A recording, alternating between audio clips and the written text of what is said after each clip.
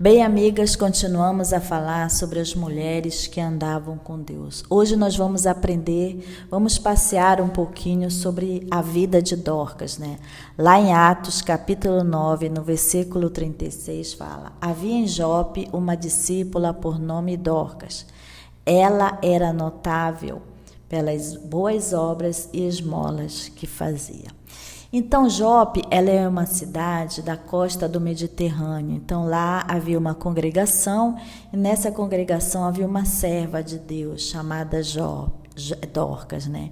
Então, de que maneira ela servia a Deus? Ela trabalhava para as pessoas na sua igreja. Como ela se portava na igreja? Qual era a posição dessa mulher de Deus? Então, se nós lermos a Bíblia, lá você vai ver que ela passava o tempo dela fazendo túnicas e vestido para as viúvas. Sim, você não vê Dorcas pregando, você não vê Dorcas fazendo aparentemente grandes obras, mas ela se ocupava a costurar túnicas, vestidos para as viúvas, né? Aquelas pessoas mais necessitadas daquela época, né? Então, além de sonhar, planejar e desejar a vida das irmãs, ela desejava melhorar, contribuir um pouco, né, para a vida daquelas pessoas mais necessitadas que acabavam de perder, né, um ente querido. Então, Dorcas, ela era muito querida pelos cristãos de Jope por causa das boas obras, dos atos de caridade dela. Mas ela veio a falecer, né? Então, quando Dorcas morreu, os cristãos da igreja eles choraram, né? Aquela serva, porque eles tinham perdido aquela mulher de Deus, né? Eu vou ler aqui para você no versículo 39 e fala assim, é uma coisa que me chamou muita atenção, né? E levantando-se Pedro, foi com eles, e quando chegou, o levaram ao quarto alto de todas as viúvas, né? Ao quarto alto, e todas as viúvas o rodearam, chorando e mostrando as túnicas e roupas que Dorcas fizeram quando estava com elas. Olha que interessante, né?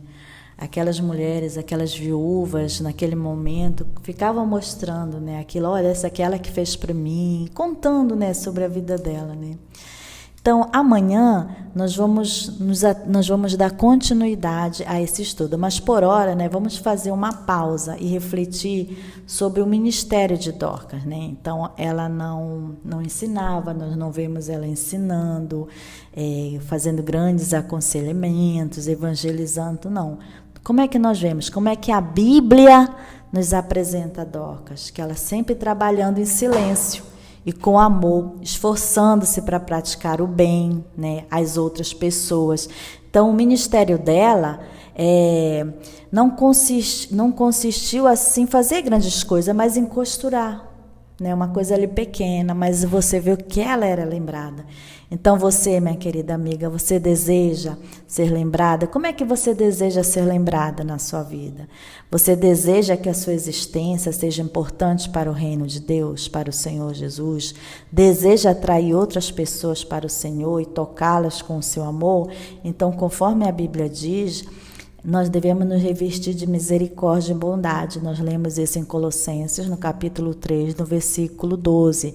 Então, devemos aprender a olhar para os outros por meio dos olhos amorosos de Jesus, pensando nas aflições, nas dificuldades que nós podemos enxergar, em que você pode contribuir, né?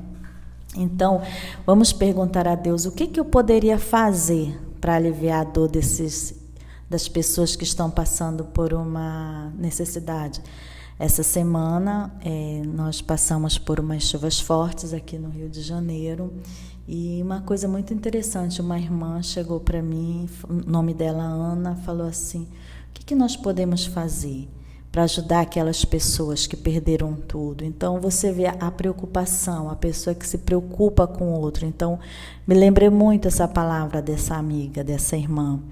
Então, o que nós podemos fazer? Então, pode ser pouco e você faça, mas se for, faça para ajudar, para aquele necessitado. Então, vamos guardar esse exemplo de